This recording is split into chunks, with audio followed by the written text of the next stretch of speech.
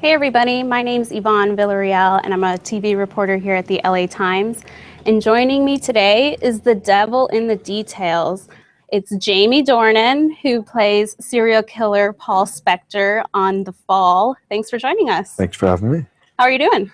Pretty good, yeah. Do you like being called devil in the details? That was like one of my favorite lines. I think it was the first season. That is a good, that works. That works? Yeah, that's right. Gillian says it in the Yes. first series. That's right, that's right, yeah. Well, before we start, I just want to let you know we had an onslaught of Twitter questions come in over the weekend, and we likely won't get to everyone. There was a lot. So if you could just read everyone's name. I'm totally kidding. I would have done it. You would have done I'm a team player. If you want to send a message just saying thank you for the questions, they were a lot, and we can't get to everyone. If you have any message to the fans. Thank you for the questions. They want you to come back on Twitter, just FYI. No. We understand. I just talked to Kyle Chandler and he said the same thing. Oh, really? Yeah. But anyway. Yeah, it gets a bit hectic. Yeah. So, I mean, The Fall, you play. How would you describe Paul Spector? I want to hear your description of Paul Spector. How do you view him? He's a monster. He's a monster. I think he's, deeply troubled by events that have happened to him when he's young that have shaped the way he is. I think that there's aspects to him that were already ingrained and that make him behave the way he does. I always argue that Alan Cubitt, who created it, he's sort of incapable of love and feels no empathy. And I would agree about the empathy part, but I don't know. I think he loves particularly his daughter. I do think there is something there that's maybe not everyone's version of love, but it is as close to love as he can muster. I think he certainly cares for her very much. So I felt it really important to have those moments when he was being a father or being a husband, play them as sincere as I could, so that so that I guess you don't want, the other stuff is there, the heinous, murdering and all the awful stuff is there. So I think that's going to offset the family stuff enough just by the proximity of the two. So I've always felt that I wanted it to be like when I was with the kids, I was just trying to be the best father I could be. When I was with my wife, I was trying to be the best husband I could be. But then the story does a lot of the work for you, where you're like, oh, he's obviously not that good a father and obviously not that good a husband. Right. And mentally, when you were in those scenes where you're being the good father, did you keep in mind that he does these other things, or do you not keep that in mind when you're doing it? No, I tried to totally separate it because I just thought it would be far more believable and real if you don't carry that with you. If you just be as in that moment, like I am trying to be a good father in that moment, and then not let the other side creep in. Yeah. Well, in this past season, we sort of get more of the backstory and some of his, details about the terrible childhood he had. And was that important for you to have the audience learn some of that versus you just maybe knowing it yourself? Yeah, it's true, because I guess you come across people and in between series 1 and series 2 coming out, and they're like, why is this guy so horrible? And because did anyone say he was a great guy? No. You'd really have to question the person that's saying is it. I think he's a great guy considering what he's up to. But no, look, there's that time in between where they're like, I guess the first series is so much about the act. You see him in the act so often, and well, not so often, it's actually only one murder and one attempted murder. And then I was always aware from knowing the character and talking to Alan and roughly why he was the way he was. So it was this thing of the second series not really being able to tell anyone, and but we got to eventually, obviously, with series 2. So And how about, did you feel sort of like you couldn't fully get to know him, given that it's 5 episodes and then 6 episodes, or did you feel okay with the amount of time? Yeah, no, I mean, I felt the thing is when Alan first came to BBC and said, "This is what I have. I want to make it." He said he wanted 12 episodes, and they were like, "Yeah, okay, we'll give you 5." Right. So, good luck. yeah, exactly. Yeah. So, presented with this position of like trying to get as much into 5 as possible, but leave it open-ended with the idea that we would get an opportunity to do more, and we sort of felt that we would, and we pinned a lot on the hope that we would, because it would have been, if the first season ended like that and there was no more, I would have been pretty frustrated as a viewer. So 11 episodes so far. That's what's great about television. You get the chance to like tell your story over a long period of time, so I always felt pretty comfortable with that, because I always knew Alan and I talk a lot about where it's going to go and how we're going to pad it out, and so I always felt pretty good about all that. How does it feel to know that Madonna binge watches your show? I didn't know Madonna binge. Yeah, she said in an interview.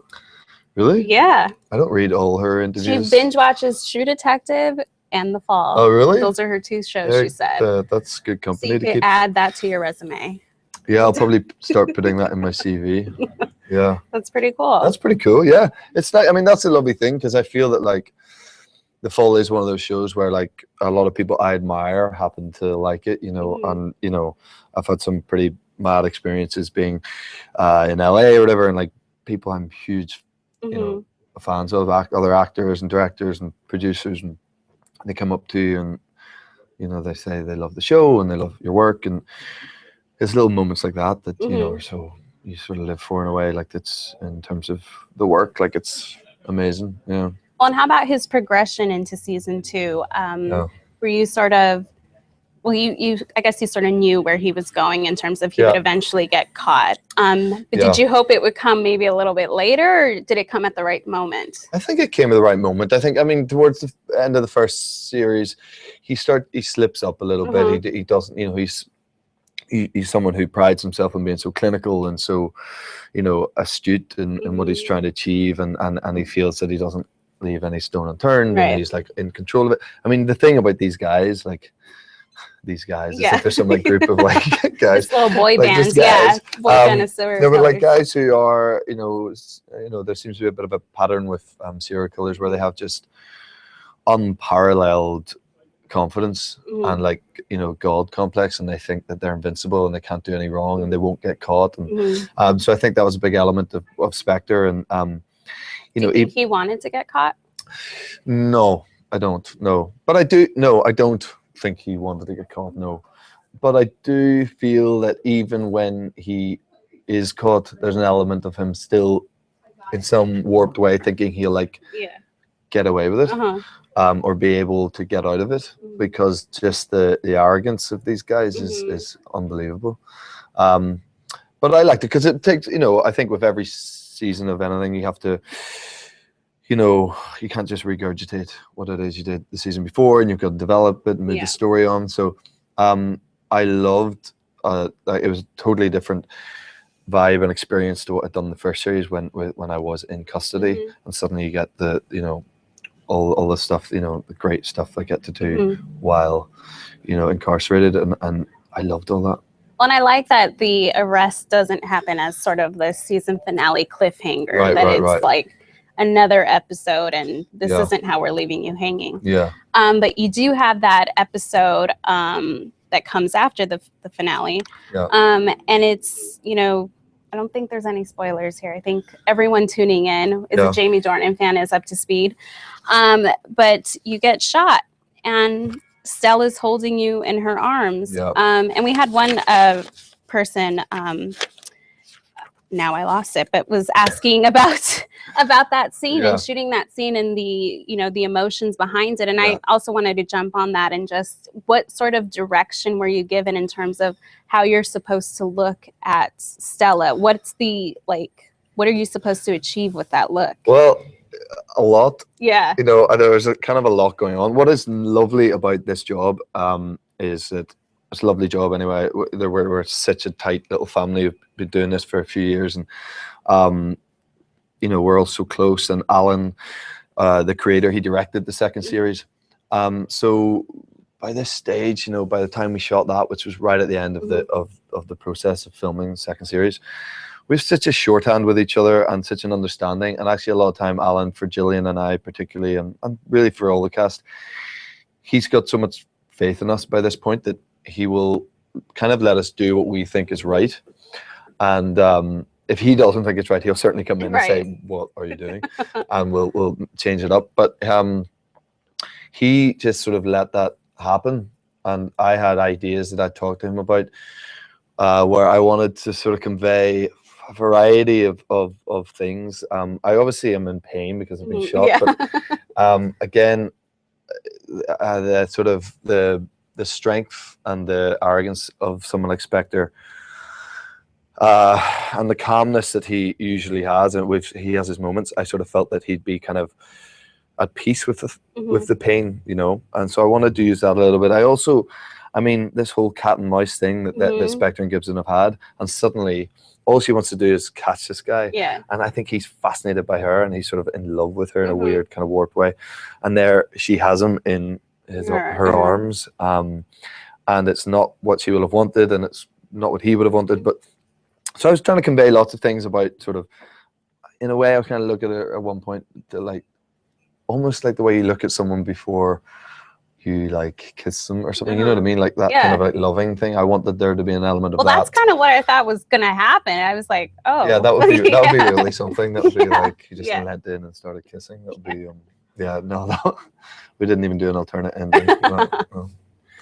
How about having these scenes finally with Gillian with a little bit more intimacy there? Yeah. Like you talk a little bit about working with her and finally getting that chance. Yeah, well, look, I'm a massive Gillian Anderson fan, you know, and always have been. And I respect her so much as an actress, as a person. She's such a brilliant person. And you know, there's so many. You could always tell the people who haven't seen the full, like, because you know people talk about it, whatever, and then I like have meetings and stuff where they go like, I loved you in the fall. I'm like, oh, thanks, that's very kind. Like, what was it like working with Gillian? This is after the first series. I was like, I don't know. No idea.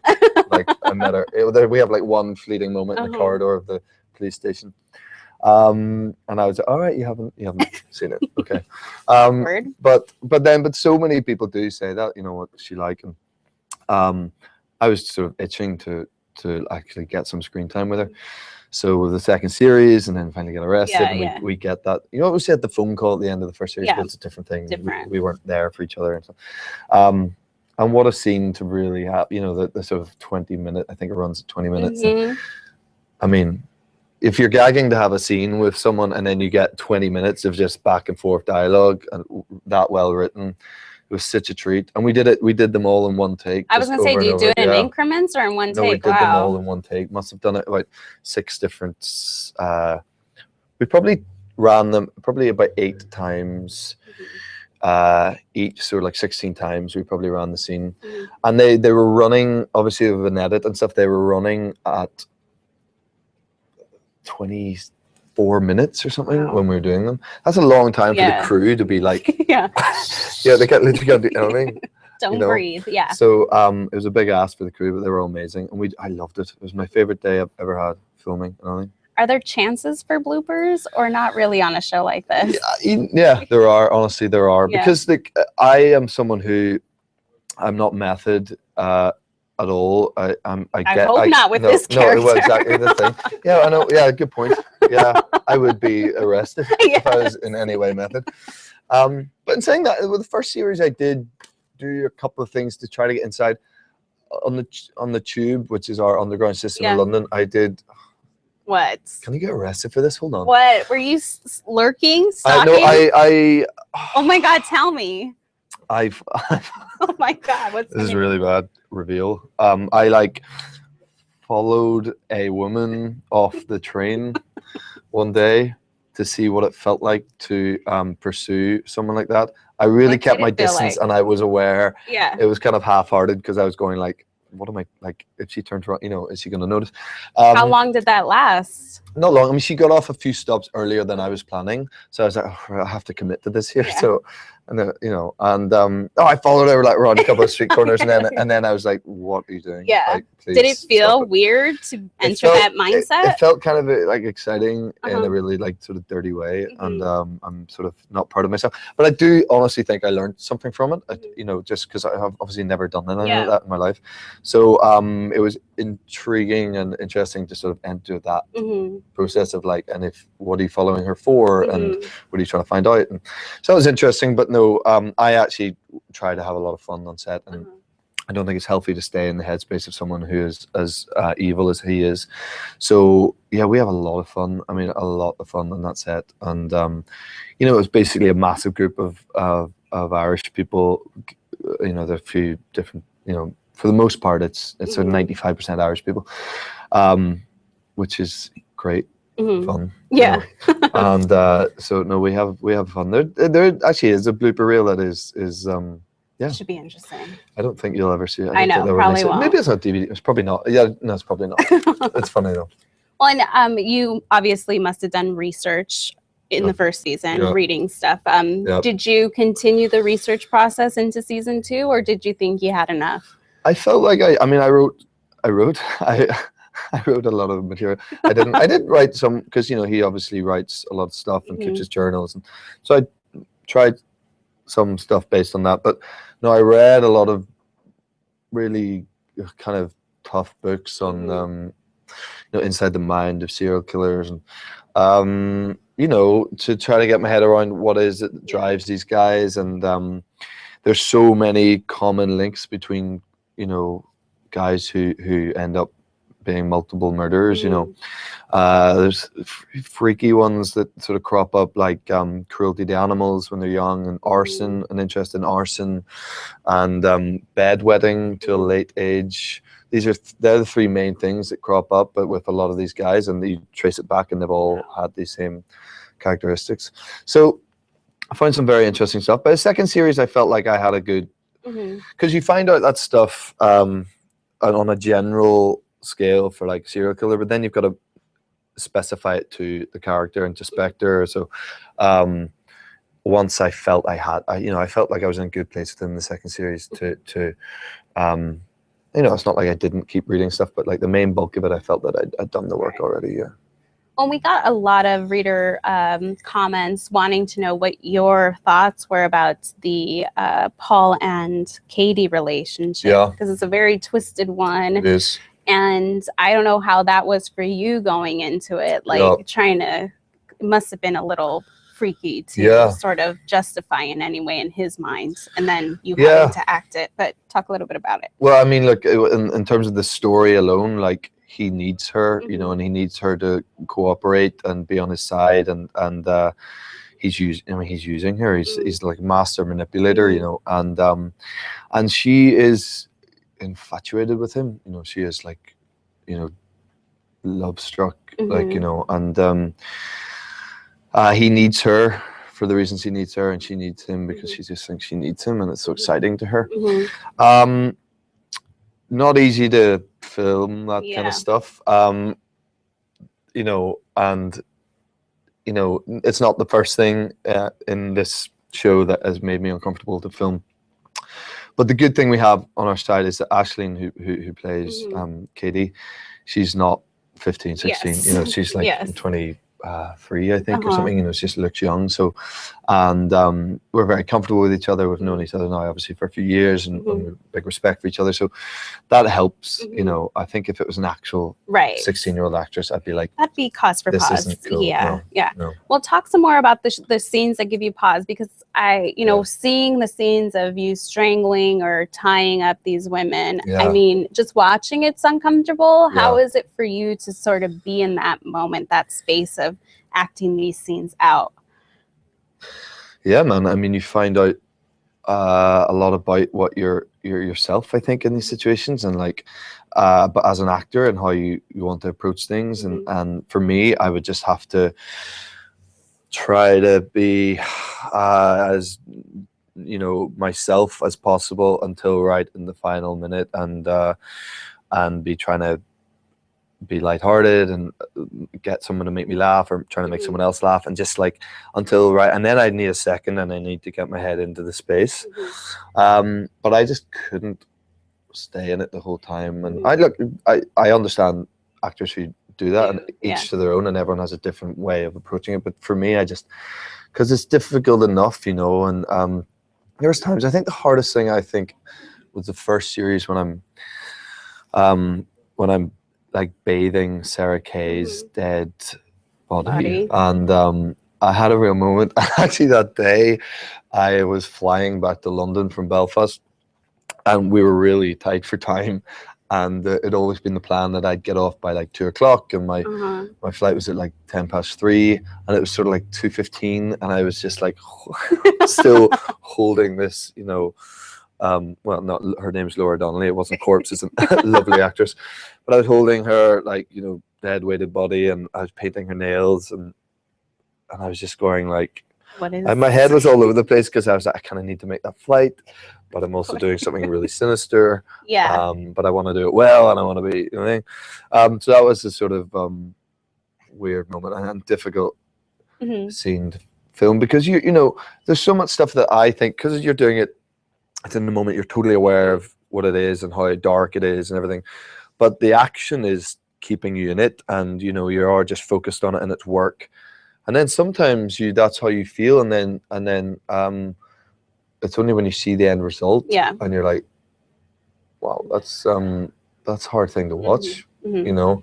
And especially when you see it, what I think so brilliant about the show and the way it's written and crafted is you see that in the proximity to like his kids and his wife and being a family man, and that's horrible, you know. For you as a father, when you have those scenes where, you know, you're in your daughter's room putting the stuff away, or when now I'm forgetting the name, but someone else's daughter sort of catches you doing something, but just knowing that a little kid is seeing you do these sorts of acts and not really knowing fully, because they're still, you know, naive and innocent what's happening, but it's a weird thing. That does. I mean, it's rough. It's rough. I mean, it's mad, because in the first series I wasn't the father yet.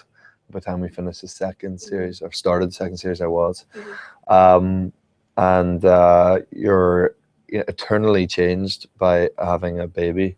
So actually Alan, creator, was like, when I said we were pregnant and we were having a baby and stuff, obviously he was delighted, but he was worried that it would like soften me. He was like, especially we had a little girl, you know, so he was like, I think he was worried that he was like, I couldn't, you know, because you're literally you're changed totally, emotionally, and you almost like physically, even as the guy, after you have a baby. So he was like, he didn't think I'd be able to carry the same kind of menace and stuff.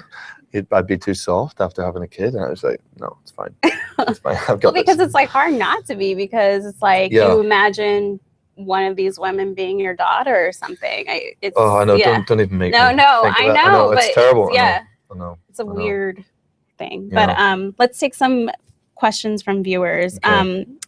Jess wants to know how you see Paul's relationship with Stella. We sort of touched on it earlier, but I mean, I think there's like, I think he has a respect for her, and he's an intrigue about her.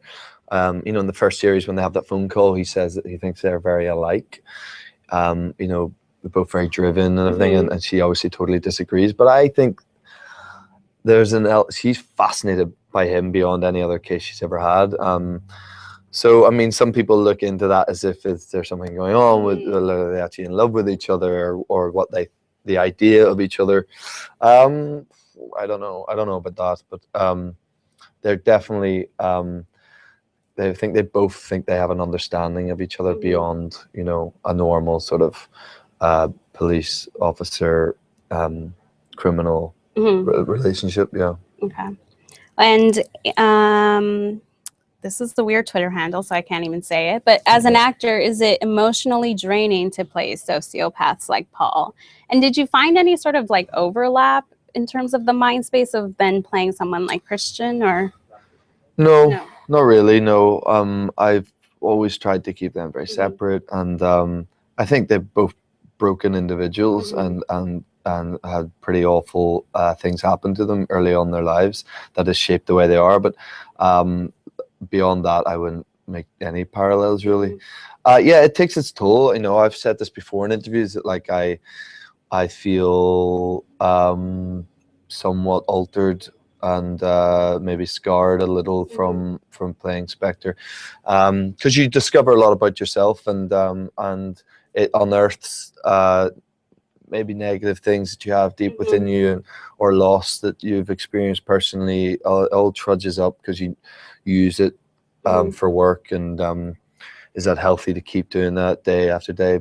Probably not. And I think it does take its toll. And you know, I consider myself a fairly lighthearted guy, and I like to have fun. And I'm not saying that isn't still the case, but I you know, I can slip into melancholy probably with greater ease, having played someone like Spector than I could before. So yeah, definitely you wear it. Definitely, yeah. Everyone was sort of asking too when we're going to see you maybe in something lighthearted, like a comedy. Mate, I dying to do something like that. I'm very happy to be in a position where I'm working and I'm playing great characters and really interesting guys who are very complex and dark, and I love that, and I'll continue to seek that out on some level. But you know, I'm an actor. You want to do different stuff. You want to be pushed and tested and tried. And I can say, you know, I'm closer to someone who, you know, I'm just, you know, like it's, you don't want to just play psychopaths and sociopaths your whole career, you know. So yeah, I'm definitely, I will endeavor to try to end up in something a little bit lighter. A little bit lighter. Yeah, it wouldn't be hard to go lighter from the fall. You know, anything really is lighter. So yeah, definitely trying. Was there a scene from this past season that sort of was hard for you to do, or that stayed with you longer than you wished it would have? I struggled based on the fact that I'm now, you know, I have a daughter. We have a daughter.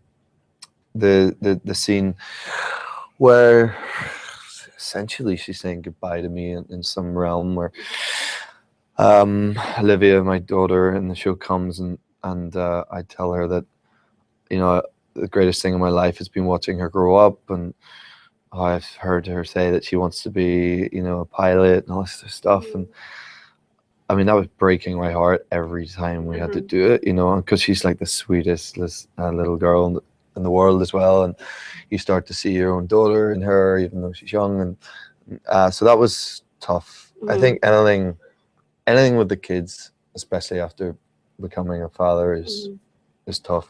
Yeah.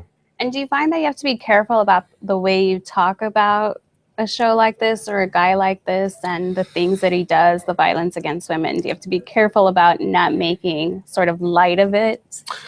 Yeah, definitely, because, you know, I'm a feminist at heart, and I'm aware that I'm totally aware of why there are people who have big issue with a show like this and the kind of content.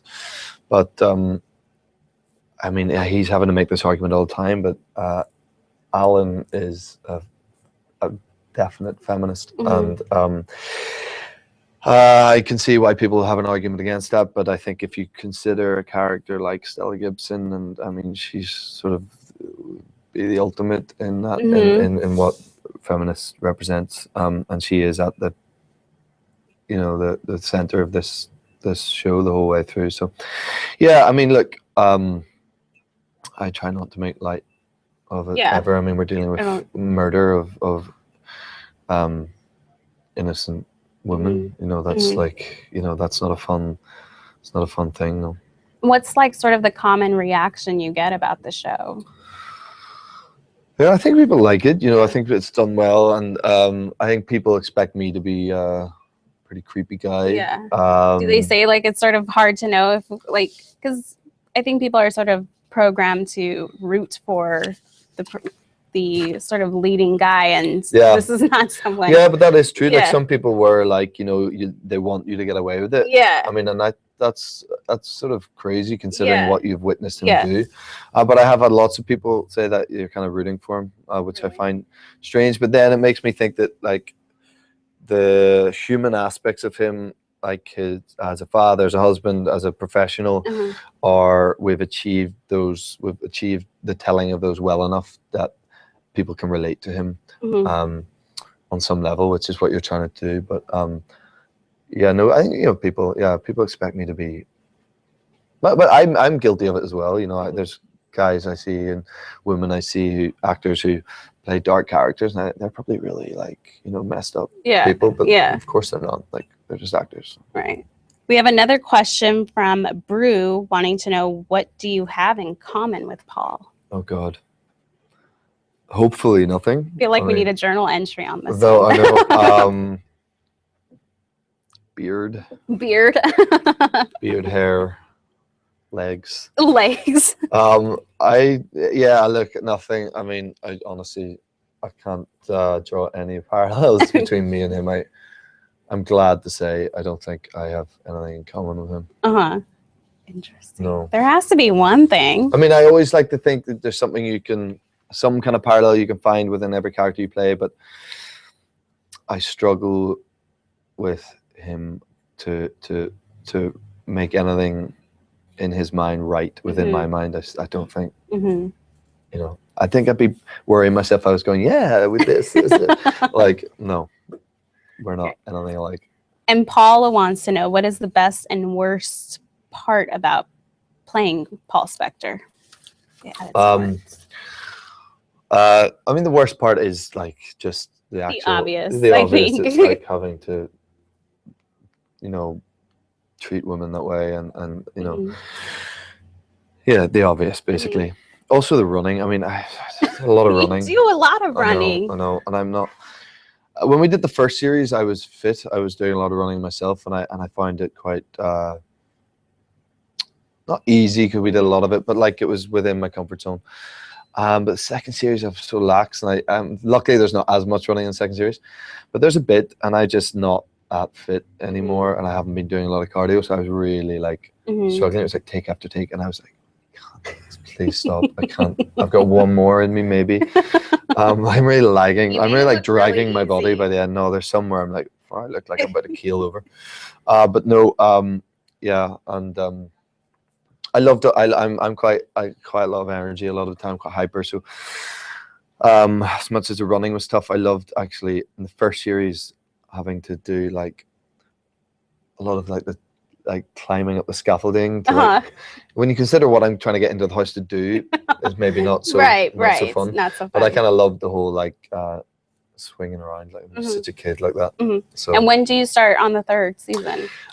Just before Christmas, I think is the plan. Yeah, shoot either side of Christmas. Did you get any calls or texts from anyone on the crew saying that they saw 50 Shades? Yeah. Or saw too much of you in 50 Shades? Yeah, all of the above. All of the above? Yeah, everyone's pretty supportive. I mean, I'm sure there's lots of them didn't see it because, they don't want to see me like that. And I totally understand that. So, a few. A few? Yeah, a few. We're still wanting to know if Melanie Griffith finally saw it. No idea. You have to ask Melanie Griffith. I'll wait till Dakota's here. Yeah. Well, cool. Jamie, thanks so much for joining us. Thanks. And to the fans out there tuning in, I'm sorry we couldn't get to everyone's questions, but we tried. I'll try to read some of the tweets to Jamie later, maybe. Do that. Yeah, sorry about that. But thanks so much for tuning in. Check back here for more chats.